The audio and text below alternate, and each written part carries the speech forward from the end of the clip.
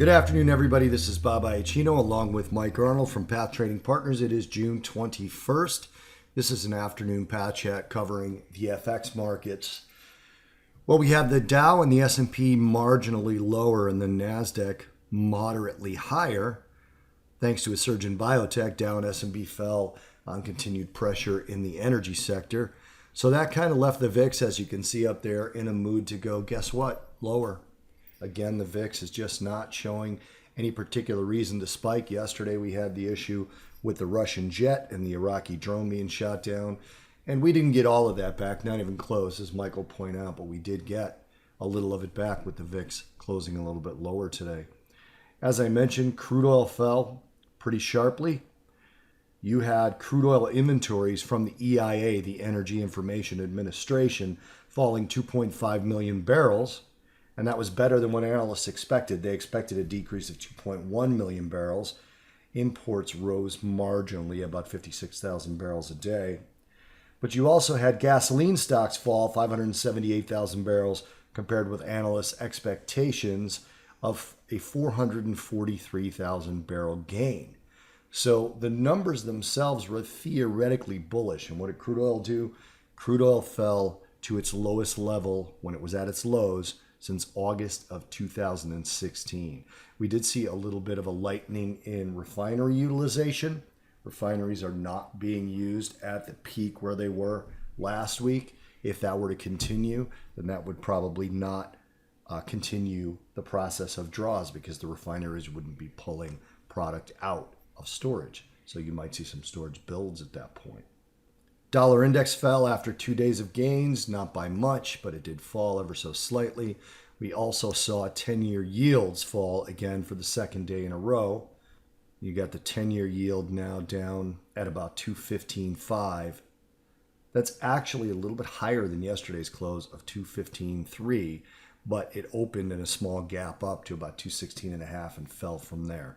So when you look at your chart of the yields, you'll see two red candles, but you will see that yields are a little bit higher today than they were at the close yesterday. In terms of economic data, the only thing we were waiting on to come out was those Cushing inventories, those EIA crude oil inventories, and I already went over that. Nothing of any note tonight. In reference to Fed speakers, Philadelphia Fed Reserve President Patrick Harker told the Financial Times that balance sheet unwind could begin in September if inflation data cooperates. That was kind of his caveat there. So still not a lot of backing off from the third rate hike that potentially could come, as especially no backing off from the balance sheet reduction. Anyway, that's about all I wanted to talk about in terms of fundamental data. Let me turn it over to Mike to let you know what he's seeing in the charts. Mike, it's all yours. Thank you very much, Bob. VIX, 1075.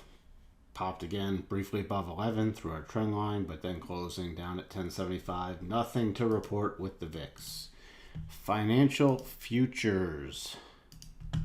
The Dow mini futures pulled back today, found support right at the 8 period EMA. It's right around what was the low today, 21,341. So if we pull back tomorrow, that's going to be first level support, 21,341. Then we'll watch down to 21,263 to 21,238. Then on a bigger pullback, about 21,211, I'd say to 21,200.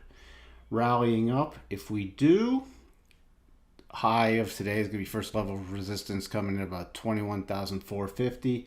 Then we're watching for 21,475. Then a return to 21,494. Then we have new GAN projections higher. 21,546 first level, 21,595 is the next level.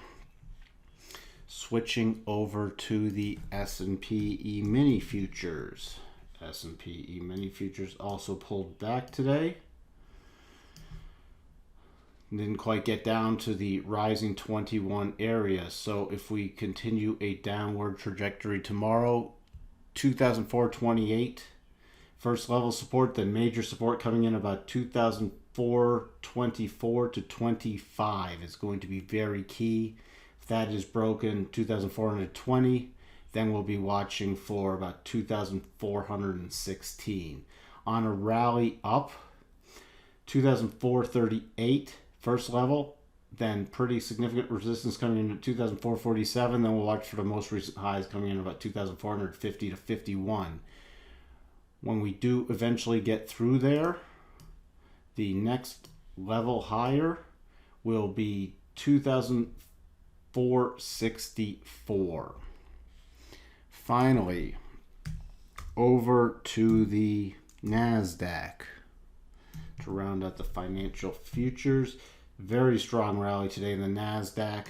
It's also, we got to close above the peak of the double bottom. This has us returning to just slightly below the most recent highs.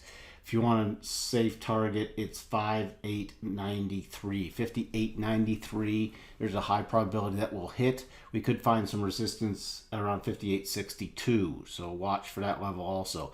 But before we get there, on a continued rally tomorrow, 5818, followed by 5838.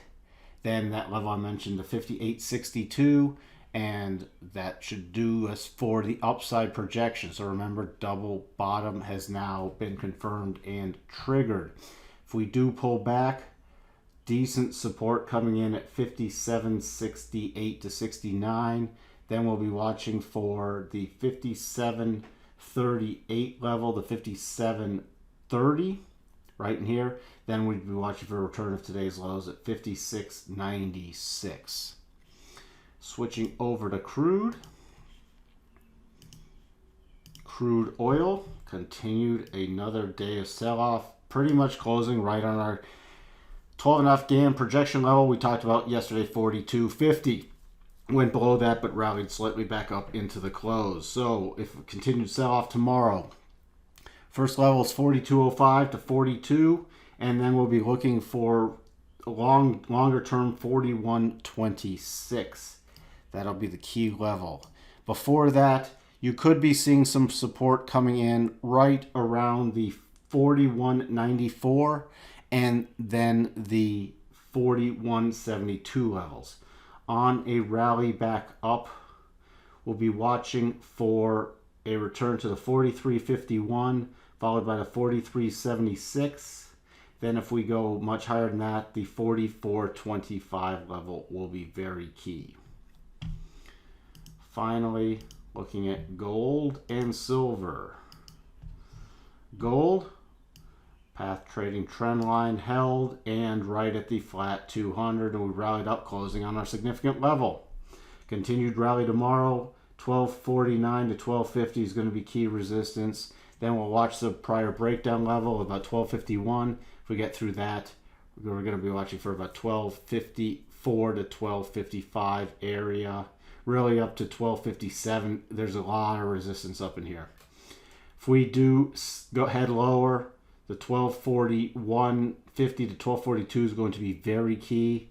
If we break that, there's really no other support till we get to our 75% GAN retracement level, and the trend line coming in about 1235 to 1236.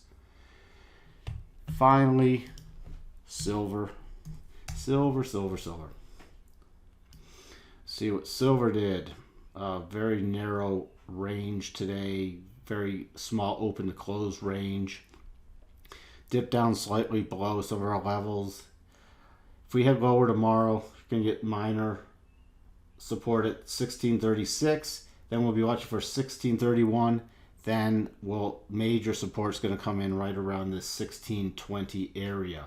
Rally back up. 1650 is first level.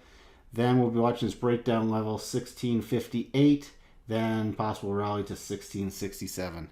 That's all we have for you tonight. Back to you, Bob. Thanks for that, Michael, and thank you guys again for watching. Check out our cryptocurrency updates if that's something that you're interested in trading. Also, Money Path Podcast. Find it on our website, pathtradingpartners.com, and at iTunes and Google Play. And hit like and subscribe so you can find out when we're doing our next video. Cheers, everyone. We will talk to you in the next Path.